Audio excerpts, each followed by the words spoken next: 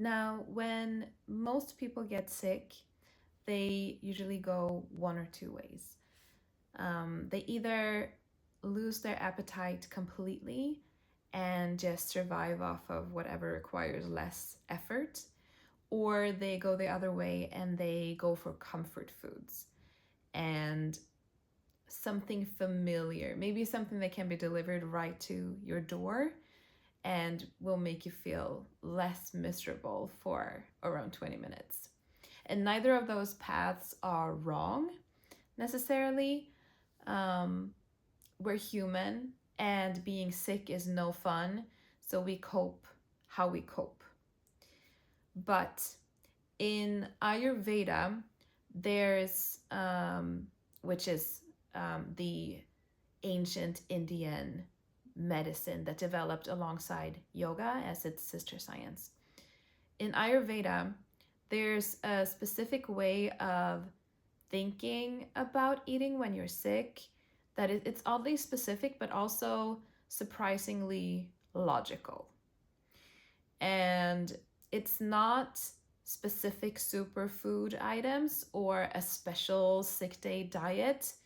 It's more a way of thinking. It's a set of principles that once you know them, you can apply them to every food, every meal, or any situation that you come across.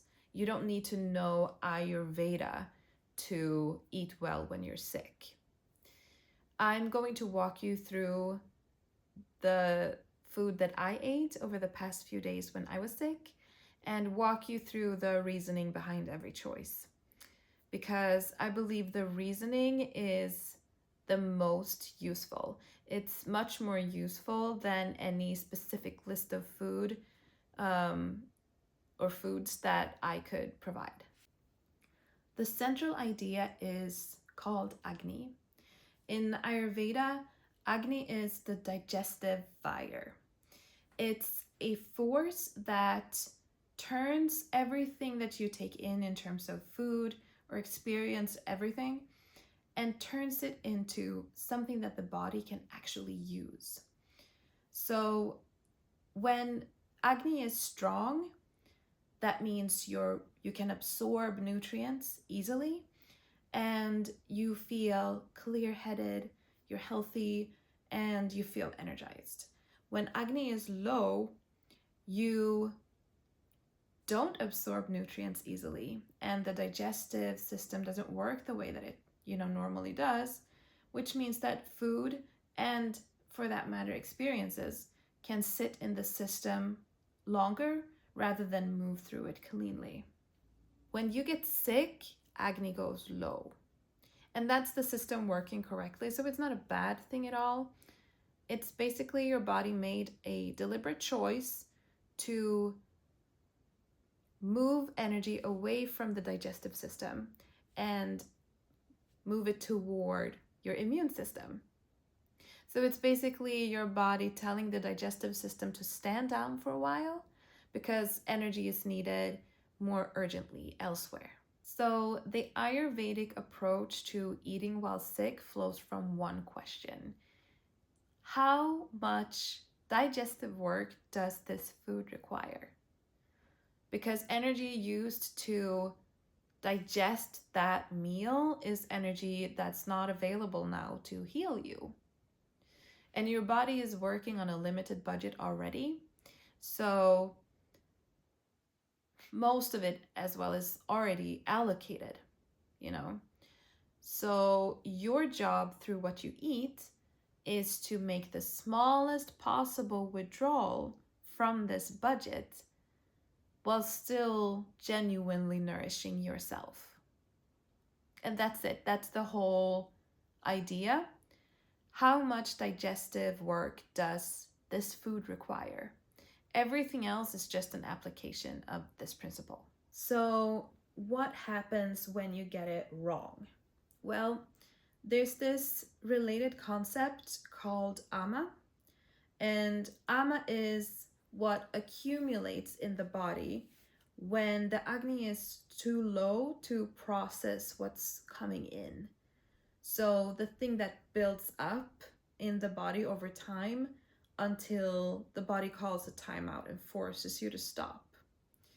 So when you eat something cold or something heavy or complex, like a large meal or something fried, maybe spicy, then more ama builds up, more ama.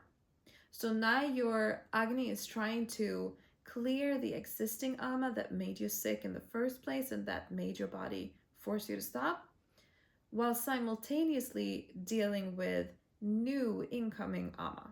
You're now working against the process rather than with it, which is why you've probably experienced that when you eat badly, when you're sick, that usually results in you feeling worse quite quickly. So the goal when you're sick is to produce as little new ama as possible. So simple, warm, gently spiced foods that are easy to digest. Not because you're punishing yourself, but because you're getting out of your own way. So if we start in the morning, here's what I ate. Well, the first thing I did was to drink a large glass of warm water, not hot, not cold, just warm water. And it's actually something that seems absurdly simple, but it's consistently referenced in Ayurvedic medicine because it gently stimulates Agni without asking anything of it. So it's like a warm up before adding food to the system. You can think of it as cleaning the pipes. So after that, I would start to make my breakfast, which would give my body some spacing in between the warm water and the breakfast.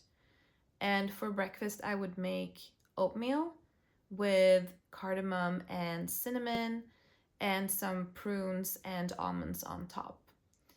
And you could also add ginger.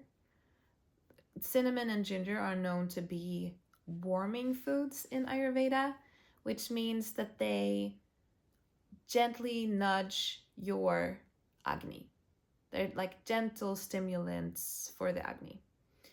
And they're not as aggressive or like irritating as black pepper or chili can be when you're sick.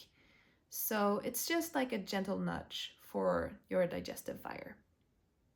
The oatmeal itself is so easy for the body to digest, and it's just mushy and easy to break through.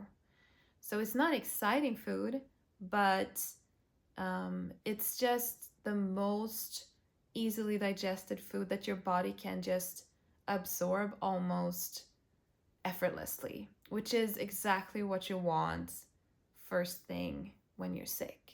If you can get ginger tea or like ginger steeped in warm water with honey, that's even better alongside the oatmeal.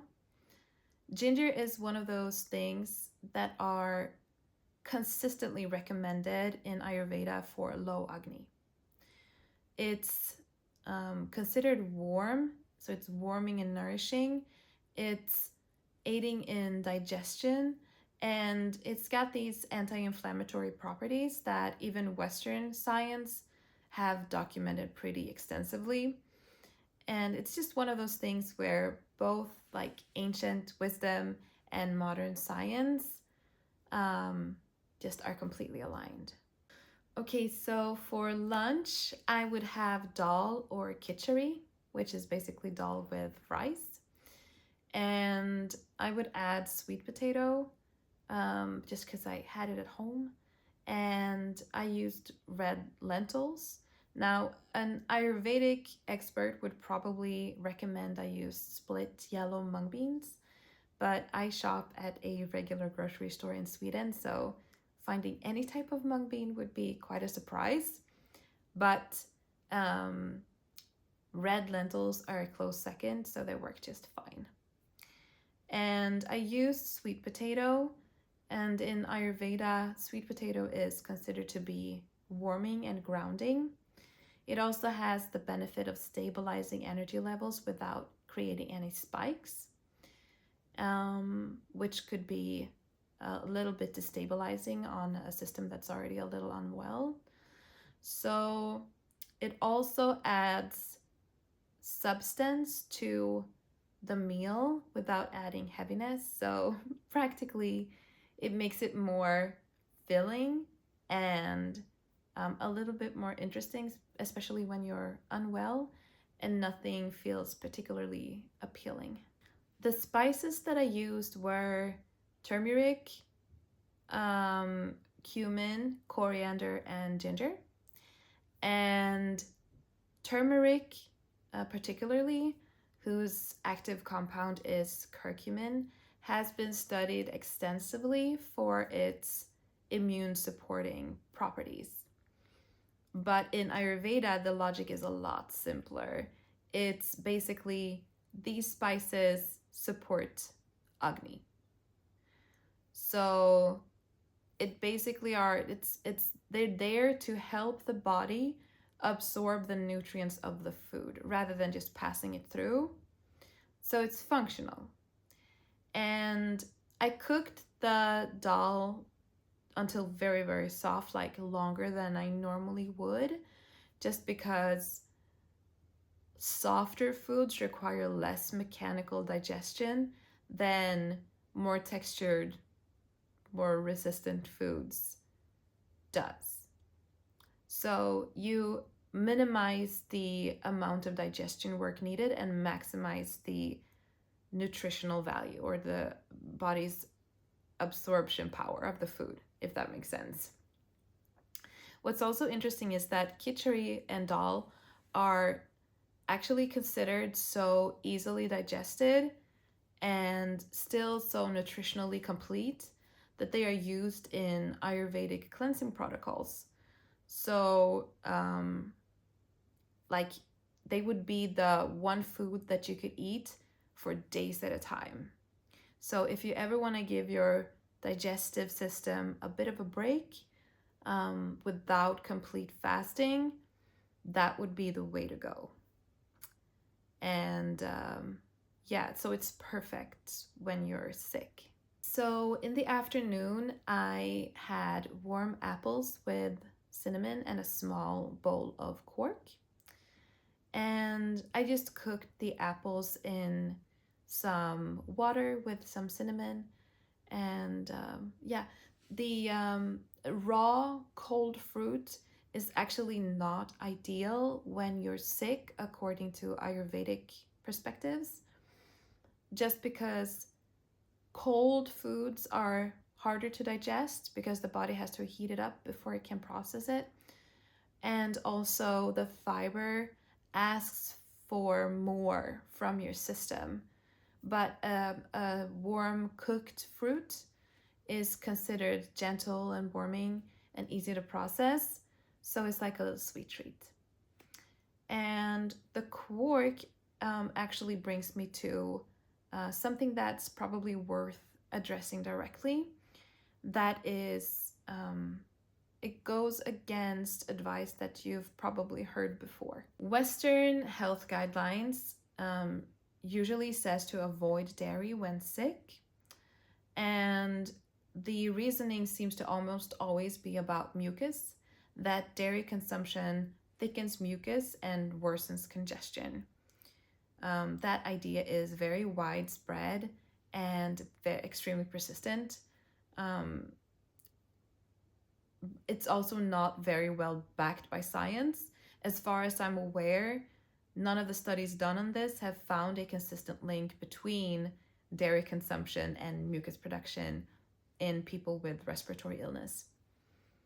In Ayurveda, we don't talk about dairy in terms of mucus at all. It's instead back to the idea of Agni, where heavy cold dairy is hard to digest, which places a burden on an already compromised system. Fresh, room temperature dairy is a different category altogether. Milk with turmeric and honey is actually one of the more classic Ayurvedic remedies. It's warm, it's nourishing, and the turmeric helps the immune system. And cork sits in a similar space.